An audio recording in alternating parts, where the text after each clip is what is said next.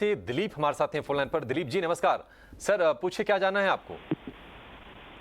जी sir, मेरे पास NMDC के share हैं। किस भाव पर दिलीप जी? मेरे 113 रुपया। 113 रुपए के भाव पर एनएमडीसी के शेयर हैं। ठीक ठाक प्राइस पर हम कहेंगे कि इन्होंने लिए हैं। नीलेश, एनएमडीसी आपको कैसा लग रहा है इसका चार्ट? और हालांकि हमने देखा था कि शेयर ये ₹2.25 के आसपास तक गया था, वहां से फिसला। क्या टारगेट्स आपकी तरफ से होंगे?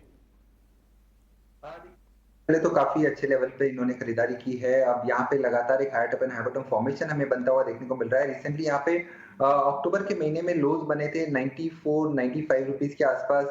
उसके बाद यहाँ पे एक अपवर्ड ट्रेजेक्टरी में काउंटर ट्रेड होता हुआ नजर आ रहा है। इमीडिएट बेसिस पे अगर हम टारगेट की बात करें तो 140 तक की अपसाइड यहाँ पे बनती हुई नजर आ रही है। तो करंट लेवल पे होल्ड करने की सलाह होगी। एक ट्रेलिंग स्टॉप लॉस यूज करें 121 के आसपास का, और ऊपरी सर पर 140 के इमीडिएट टारगेट के लिए लॉन्ग पोजीशन में बने रहे।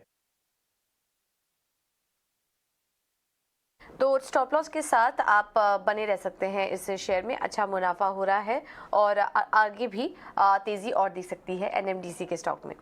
अगला सवाल व्हाट्सएप के जरिए हमें इंदौर से आया है। किशन चावला जी का सीडीएसएल का स्टॉक है इनके पास 60 शेयर, जिन्होंने 1247 के लेवल्स पर लिए हुए थे और नुकसान हो रहा है इनको यहाँ पर। इनफैक्ट अगर पिछले एक हफ्ते में ही देखें तो स्टॉक करीब 2.5% टूट चुका है और लगातार स्टॉक में हम एक गिरावट का ही कारोबार देख रहे हैं सीडीएसएल के स्टॉक में। और काफ़ी सारे ट्रेडर्स का, इन्वेस्टर्स का हमें स्टॉक पर सवाल आता रहता है जिनको कि नुकसान ही झेलना पड़ रहा है। अविनाश जी, क्या करना चाहिए सीडीएसएल पर? मुझे लग रहा है कि देखिए सीडीएसएल में गिरावट का कारण ये है कि ग्रोथ इन डीमैट अकाउंट्स अभी थोड़ा सा स्लो डाउन हो चुका है। जैसे सभी को पता है कि कंट्री में 2 डीमैट प्लेयर्स है, एक तो सीडीएसएल है जो लिस्टेड है और दूसरा एनएसडीएल है। मुझे लग रहा है कि देखिए शॉर्ट टर्म में ऐसा कोई बड़ा ट्रिगर सीडीएसएल के लिए नहीं है, क्योंकि डीमैट अकाउंट्स अगर स्लो ग्रोथ में आते हैं तो ऑब्वियसली इसका सीधा इम्पैक्ट इनके प्रॉफिटेबिलिटी पे आता है। लेकिन अभी जो रिसेंट रिपोर्ट सजेस्ट कर रहे हैं कि एनएसडीएल जो अनलिस्टेड आर्म है उसका भी पब्लिक इशू बहुत जल्दी आने वाला है। तो अगर ये जल्दी अनाउंस होता है तो एग्जिस्टिंग जो शेयर होल्डर सीडीएसएल के यहाँ पे एक थोड़ी सी रीरेटिंग आप देख सकोगे। सबसे बड़ी बात, कंपनी बिल्कुल कर्जा मुक्त है, बिजनेस बहुत एसेट लाइट है और अभी इंश्योरेंस पॉलिसीज के लिए भी गवर्नमेंट ने कहा है कि जो केवाईसी होगा वो सीडीएसएल करेगा, तो इसका भी बेनिफिट कंपनी को मिलेगा। हालांकि ये रेवेन्यू फ्लो थोड़ा धीरे धीरे आएगा।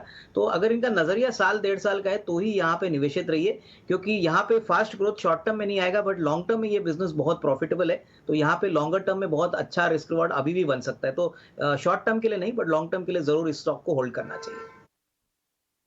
लॉन्ग टर्म के लिए सीडीएसएल को आप अपने पोर्टफोलियो में जरूर रखें।